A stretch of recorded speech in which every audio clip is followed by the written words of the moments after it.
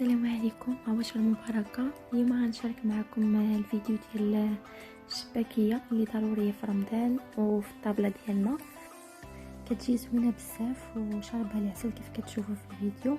بلا ما نشكرها لكم، يعني الفيديو راه واضح، وبلا ما نطول عليكم الفيديو بزاف ندوزو المقادير والطريقه ان شاء الله.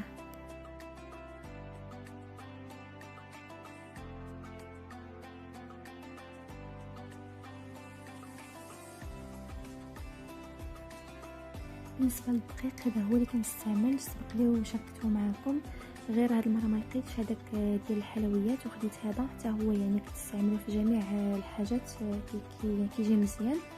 وعندي هنايا تقريبا كاس ديال اللوز وكاس ديال الزنجلان، هما محمرين ما والو، يعني كتشدوهم وتطحنوهم، ضروري تطحنوهم مزيان باش ما يقطعوش لكم العجينه.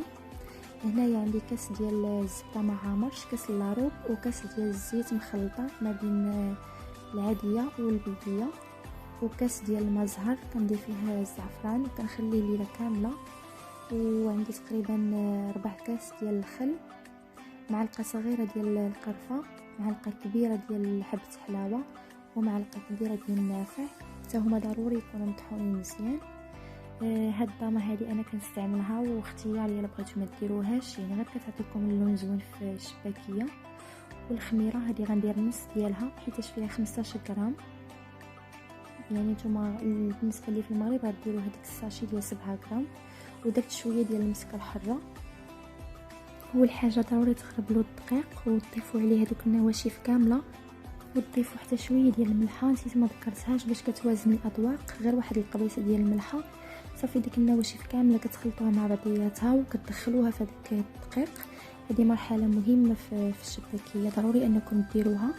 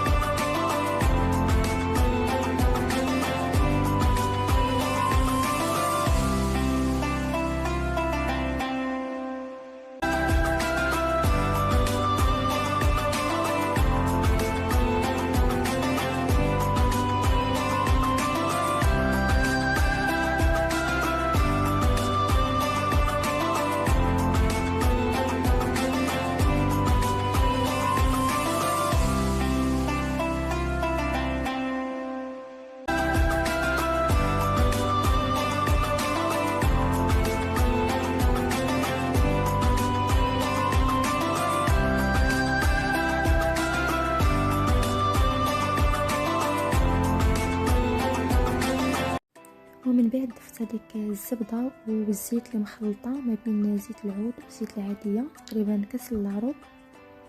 بالنسبه لهذيك الطامه الصغيره ما درتهاش كامله، درت غير النص ديالها. صافي في هذه المرحله حتى هي ضروري انكم تخلطوا مزيان باش تدخلوا ديك السويوس في العجين. بالنسبه لي انا كنخلي هذا الشيء ليله كامله، كنغطيه بالسلوفان ونخليه حتى الصباح عاد كنكمل. الا كنتم مزروبين تقدروا تكملوا. صافي الا غدت ليه ضفت هذيك الماء زهر والخل، دفيته غير واحد شويه وخلطت به العجينه. وكذلك بالنسبه للماء كتضيفوا شويه د الماء يكون بارد من الاحسن. انا ما عقلتش شحال ضفت، ولكن على حسب كل واحد، على حسب الدقيق، يعني غير العجينه ما تكونش جاريه، ضروري انها تكون قاصحه شويه. صافي من بعد كندلك العجينه كنخليها واحد شويه ترتاح باش كتسهل عليا، وعاد من بعد كنكمل ليها الدليك ديالها.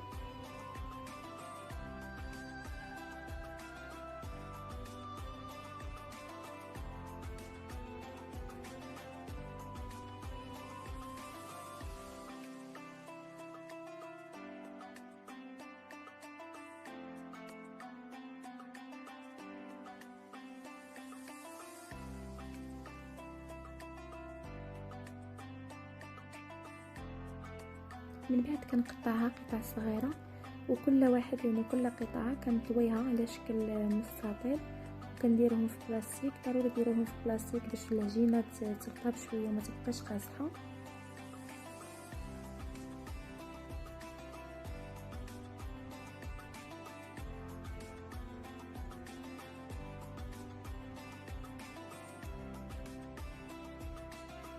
من بعد كنبداو نخدم ديك العجين شويه بشويه.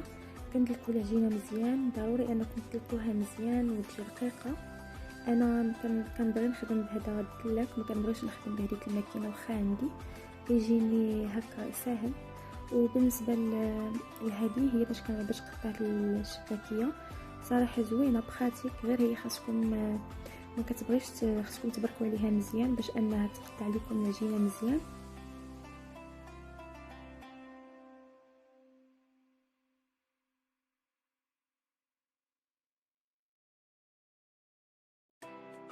وبالنسبه لهاد الاشرطه فيهم 4 ديال الاشرطه لداخل.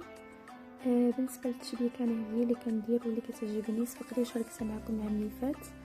يعني كتاخذوا هذوك الجوج الاولين وتقلبوهم عاوتاني.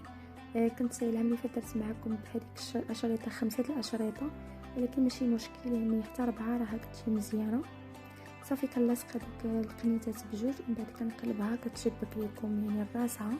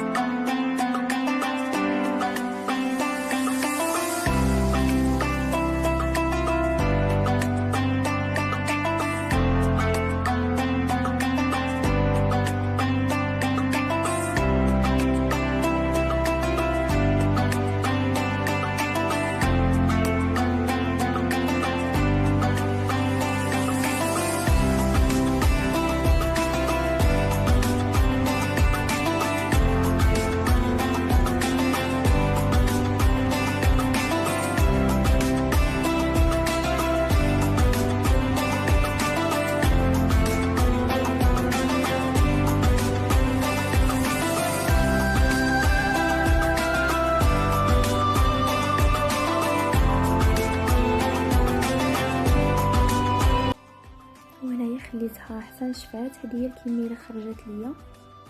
كنتمنى انه يكون الفيديو واضح بالنسبه للتشبيكه، يعني راه خليت لكم الفيديو بشويه يعني باش تبان لكم مزيان.